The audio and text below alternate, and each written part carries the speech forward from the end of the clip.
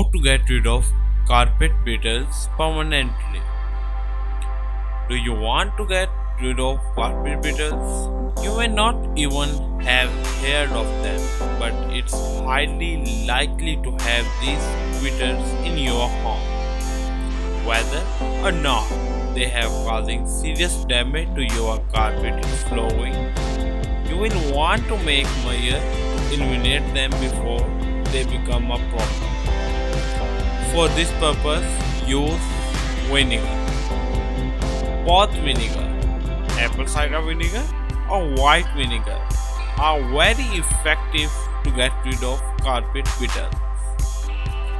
Just pour straight vinegar into an empty spray bottle and mix well on furniture, carpet and clothing. If you discover sign of a carpet beetle infestation in a closet or dresser drawer, you may wish to wash clothing stored there in a vinegar and water solution to kill them or their eggs.